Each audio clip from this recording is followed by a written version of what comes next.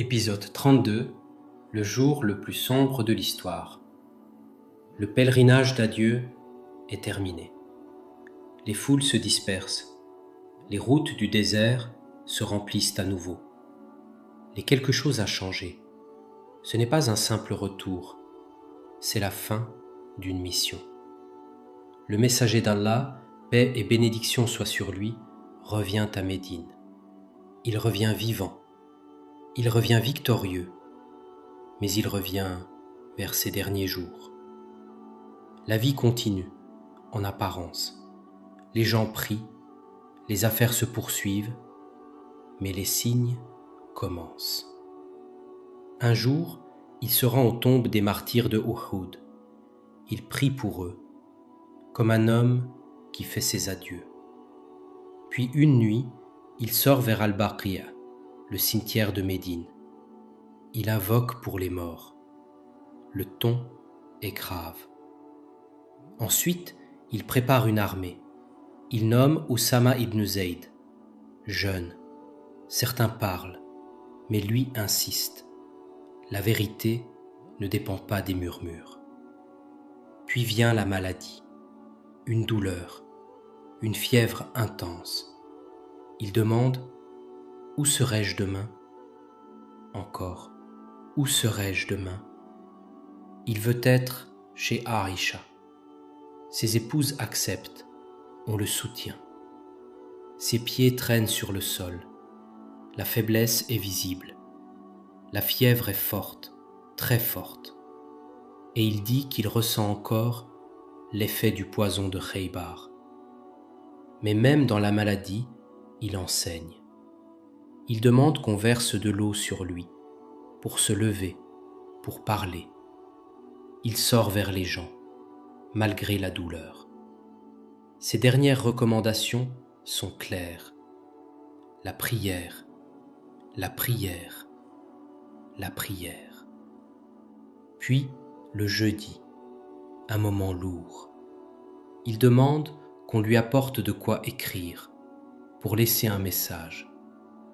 Mais les voix s'élèvent, le désaccord apparaît. Alors il dit « Laissez-moi ». Le silence revient. Puis vient un signe immense. Il dit « Ordonnez à Abou Bakr de diriger la prière ». Mais Abou Bakr n'était pas là, dit-on. Il insiste. Allez le chercher. Encore, puis encore. Aïcha hésite, mais il insiste. Oumar commence à diriger la prière. Le messager d'Allah, paix et bénédiction soient sur lui, entend la voix de Oumar et ordonne qu'il s'arrête. Allah et son messager n'acceptent personne d'autre qu'Abou Bakr. Abou Bakr est retrouvé. Il dirige la prière. Le symbolisme est profond. Abou Bakr sera le vicaire, califat. Il est donc inadmissible que quelqu'un d'autre prenne sa place. Même Oumar n'a pas cet honneur. La communauté commence à comprendre. Puis vient le lundi, le dernier lundi. Les croyants sont alignés pour la prière. Et soudain, le rideau s'ouvre. Le messager d'Allah, paix et bénédiction soient sur lui, regarde. Les rangs, la prière, sa communauté. Il sourit, un sourire lumineux. Les cœurs se remplissent d'espoir. Les compagnons étaient tellement contents qu'ils faillirent couper la prière, mais il fait signe de continuer la prière. Puis le rideau se referme. Il va mieux, pense-t-il.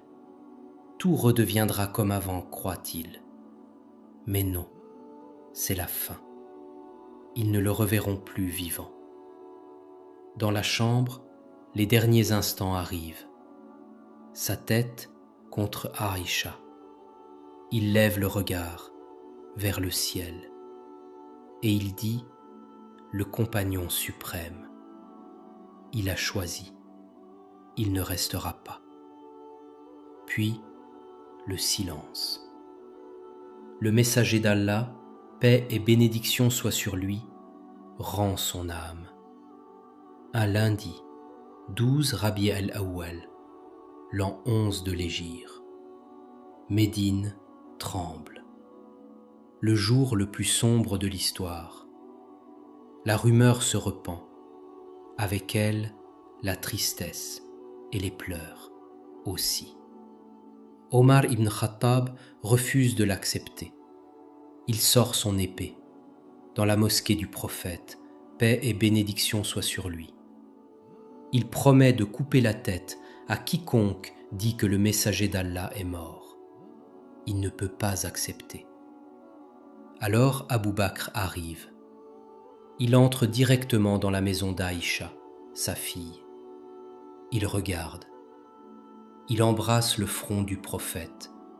Il dit « Que mon père et ma mère soient sacrifiés pour toi, que tu es bon vivant comme mort. » Puis il sort, monte la chaire à mi-hauteur, et il dit « Que celui qui adorait Muhammad, qu'il sache que Muhammad est mort, mais que celui qui adore Allah, sache qu'Allah est vivant.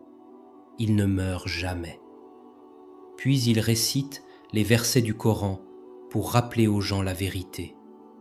Muhammad n'est qu'un messager. D'autres messagers sont passés avant lui. S'il mourait ou était tué, tourneriez-vous les talons? Oumar réalise enfin. Il perd ses jambes. Il tombe assis. Les cœurs se figent. La vérité s'impose. La mission est terminée. Le messager d'Allah, paix et bénédiction soient sur lui, a vécu, a transmis, complètement, parfaitement.